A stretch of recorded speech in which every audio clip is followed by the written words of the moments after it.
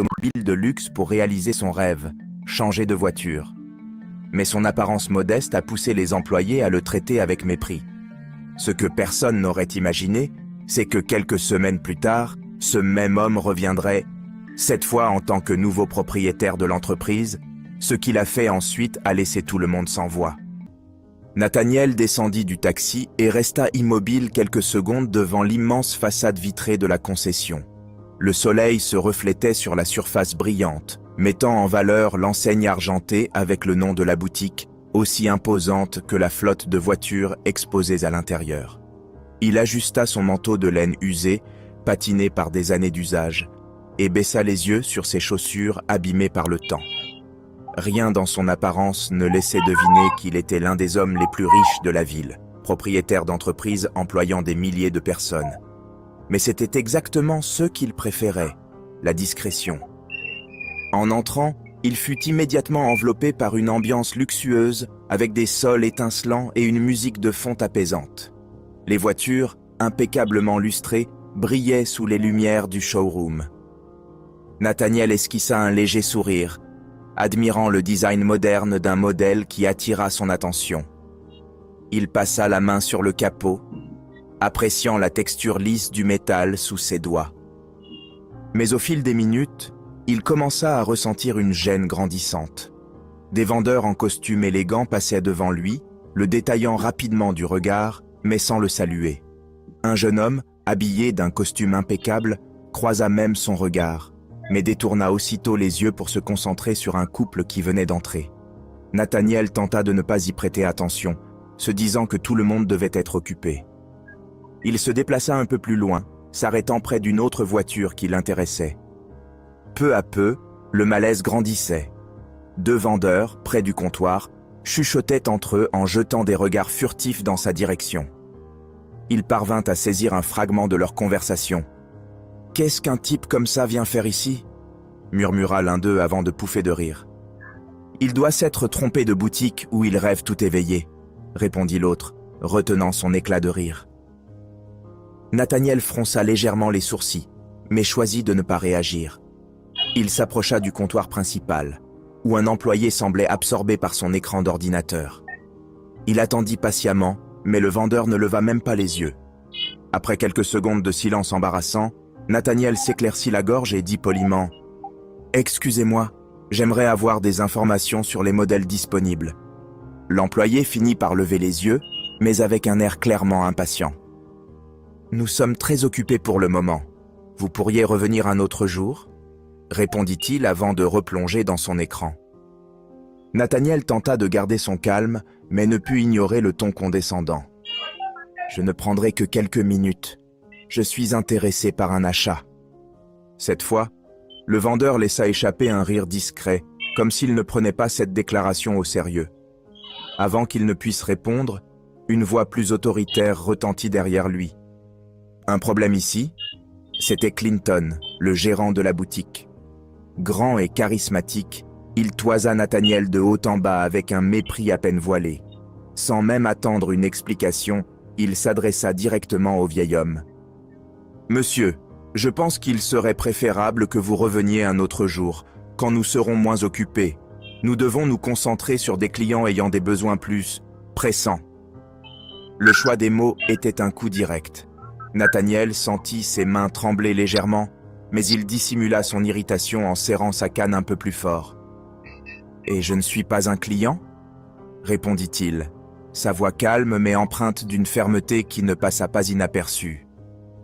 Clinton esquissa un sourire forcé, celui qui ne va jamais jusqu'aux yeux. « Bien sûr que si, monsieur, mais nous devons prioriser ceux qui sont déjà prêts à investir.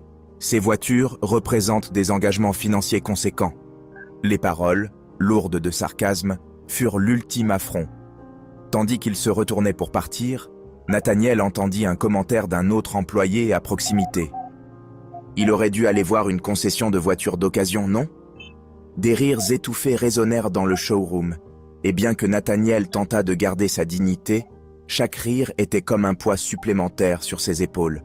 Il serra le manche de sa canne, maîtrisant un mélange de tristesse et d'indignation. Mais avant qu'il ne franchisse la porte, une voix différente, jeune et assuré, s'éleva dans le silence. « Excusez-moi, monsieur. » Nathaniel s'arrêta et se retourna. Un jeune homme d'une vingtaine d'années s'approchait. Il portait l'uniforme de la concession, mais semblait à part des autres. Son expression était sincère, et son visage légèrement rouge trahissait la difficulté de son initiative. « Je voulais juste vous dire… » Paul hésita un instant, conscient des regards incrédules de ses collègues. Pourtant, il continua. « Ne laissez pas leurs commentaires vous atteindre. Ils ne savent rien de vous. » Nathaniel haussa un sourcil, surpris, mais ne répondit pas immédiatement. Paul prit une grande inspiration et fit un pas de plus. « Et je suis sûr que vous aurez un jour la voiture de vos rêves, peut-être même mieux que toutes celles qui sont ici. » Un silence gênant s'installa dans le showroom. Les autres vendeurs échangèrent des regards moqueurs, mais Paul semblait s'en moquer. Il fixa Nathaniel, attendant une réaction. Pendant un moment, Nathaniel se contenta de le regarder, intrigué. Il était rare de croiser quelqu'un offrant de la gentillesse sans attendre quoi que ce soit en retour. Finalement, il rompit le silence avec un léger sourire et un hochement de tête. « Merci, jeune homme. Votre respect vaut bien plus que n'importe quelle voiture. Quel est votre nom ? » « Je m'appelle Paul, monsieur. Mais maintenant, si vous permettez, je vais retourner travailler. Mon chef n'aime pas que je traîne. Je vous souhaite une excellente journée. » Paul esquissa un sourire avant de retourner à son poste, tandis que Nathaniel quittait la boutique. En franchissant la porte, l'homme âgé jeta un dernier regard vers l'enseigne argentée.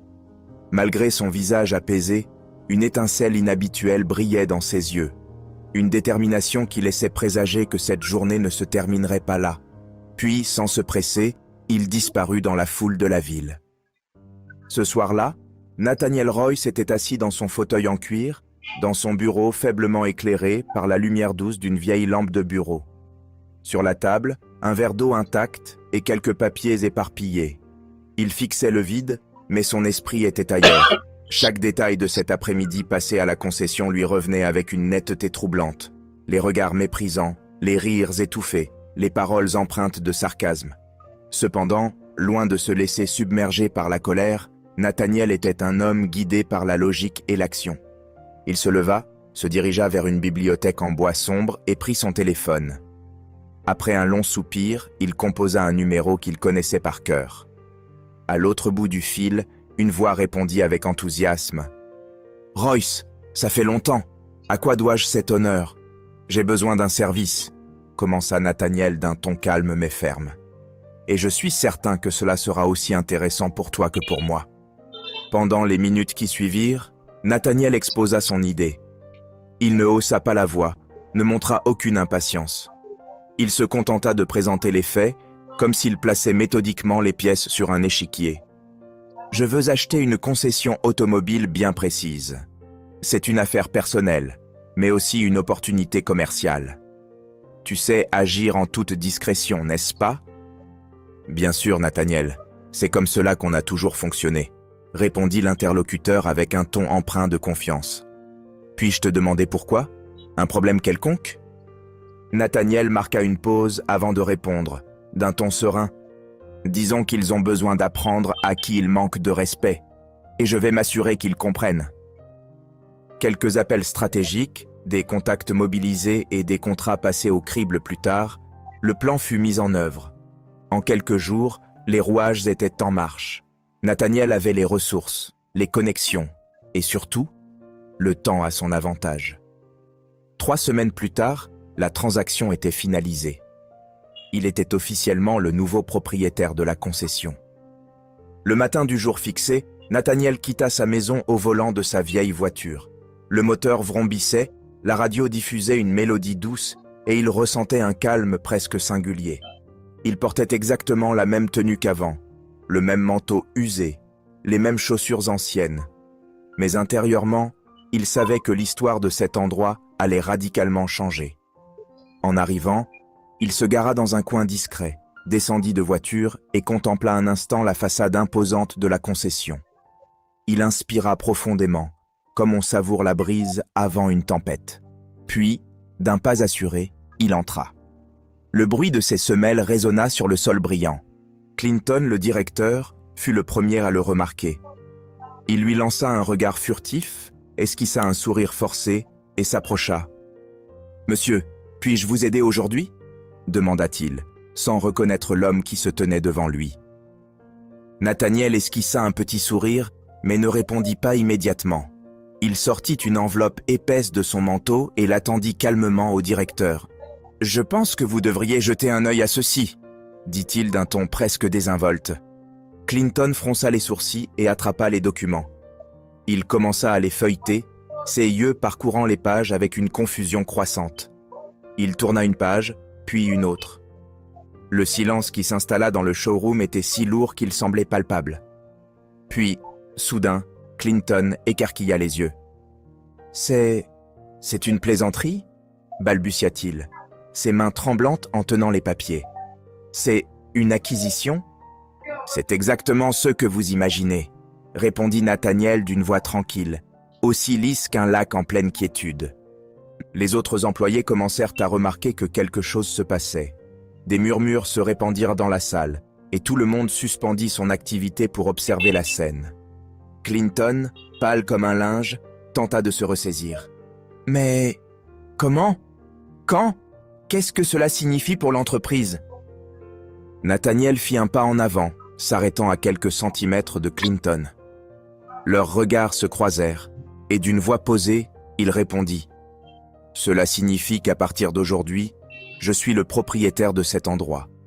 Et en tant que nouveau propriétaire, certaines choses vont changer. » Nathaniel s'avança de quelques pas assurés vers le centre du showroom.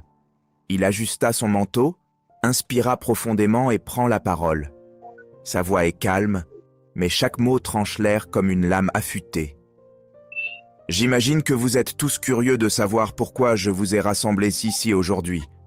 Laissez-moi commencer par vous raconter une histoire. » Il balaya la pièce du regard, observant les visages tendus des vendeurs et des employés. Puis, avec une précision presque chirurgicale, il entama son récit. « Il y a un peu plus de 3 semaines, je suis entré par cette porte. Comme n'importe quel client, j'étais venu intéressé par l'achat d'une voiture. Curieux, enthousiaste, comme on peut l'être en regardant de nouveaux modèles. Mais quelque chose s'est produit, quelque chose qui n'aurait jamais dû se produire. Le silence s'épaissit encore. J'ai été ignoré, méprisé, ridiculisé. Tout cela à cause de mon apparence. Certains employés échangèrent des regards inquiets, commençant à comprendre où tout cela allait mener. Clinton, le directeur, ouvrit la bouche pour tenter d'intervenir, mais Nathaniel leva une main ferme pour l'interrompre. « Attendez votre tour, monsieur Clinton, vous aurez l'occasion de parler. » Le directeur déglutit, baissant la tête. Nathaniel poursuivit, décrivant chaque moment avec une précision glaçante, les rires étouffés, les remarques sarcastiques, l'indifférence qu'il avait rencontrée lorsqu'il avait demandé des informations. À chaque phrase, les visages des vendeurs concernés prirent une teinte plus rouge et le malaise devint palpable. « Je ne suis pas ici pour me venger », déclara Nathaniel, en regardant chacun dans les yeux. « Je suis ici pour m'assurer que cela ne se reproduise jamais, ni pour un client, ni pour qui que ce soit. Peu importe leur tenue ou ce que vous pensez qu'ils ont en poche. Ce qui compte, c'est le respect. » Il se tourna ensuite vers Clinton, qui tenta de sourire, clairement déstabilisé. « Clinton Martin, vous étiez le directeur. C'était votre responsabilité de faire en sorte que cette boutique fonctionne avec intégrité. Au lieu de cela, vous avez encouragé le comportement arrogant que j'ai observé. Et pour cette raison, vous êtes renvoyé, à partir de maintenant. » Clinton écarquilla les yeux et balbutia. « Monsieur Royce, je peux expliquer. C'est un malentendu. Peut-être qu'il y a eu une erreur. » « Une erreur ?» l'interrompit Nathaniel, sa voix se durcissant légèrement. « La seule erreur, c'est votre jugement. Et il n'y a pas de place pour ce genre d'erreur ici. » Clinton baissa la tête, vaincu, tandis que 2 agents de sécurité s'approchaient discrètement pour l'escorter hors de la salle. L'atmosphère était si tendue que le moindre bruit semblait amplifié. Nathaniel se tourna alors vers le reste du personnel. Il commença à citer des noms, appelant un par un les employés qui avaient participé à son humiliation. « David, Vous faisiez partie de ceux qui chuchotaient pendant que je traversais le showroom. Vous ne travaillez plus ici. David tenta de se défendre. Je ne voulais rien dire. C'était juste une plaisanterie. Je ne savais même pas. Une plaisanterie qui vous coûte votre poste, répondit Nathaniel imperturbable. Michael, vous avez suggéré que je devrais chercher une boutique de voitures d'occasion. Il semblerait que ce soit plutôt à vous de chercher ailleurs. Vous êtes renvoyé. Chaque licenciement fut accueilli par un silence glacial. Les employés concernés quittèrent la pièce, tête baissée, certains murmurant à voix basse, mais aucun n'osa affronter le regard de Nathaniel. Puis, alors que la tension atteignait son paroxysme, Nathaniel fit quelque chose d'inattendu. Il tourna les yeux vers un jeune homme au fond du showroom, visiblement plus effrayé que les autres. « Paul, vous ne vous souvenez peut-être pas de moi, mais moi, je me souviens de vous. » Paul resta figé, déconcerté.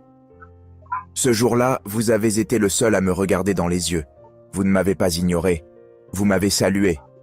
Vous m'avez simplement dit bonjour, alors que personne d'autre ne faisait attention. Un geste simple, mais rempli de respect. » Paul commença à respirer plus vite, visiblement ému. « C'est pourquoi non seulement vous restez ici, mais vous êtes également promu. Je veux que tout le monde comprenne que ce qui compte ici, ce n'est pas ce que vous pensez voir, mais la manière dont vous traitez les gens. » Le jeune homme remercia, à peine capable de trouver ses mots, tandis que les autres employés le regardaient avec un mélange de surprise et, pour certains, de honte. À la fin de la journée, la moitié de l'équipe d'origine avait été remplacée. Les nouveaux arrivants, soigneusement sélectionnés, avaient été recrutés non seulement pour leurs compétences, mais surtout pour leur éthique. Nathaniel n'avait jamais élevé la voix, mais son message résonnait dans chaque recoin de cette concession. Ici, les choses allaient être différentes. La concession avait été entièrement transformée sous la direction de Nathaniel. Dès l'entrée, l'atmosphère était méconnaissable.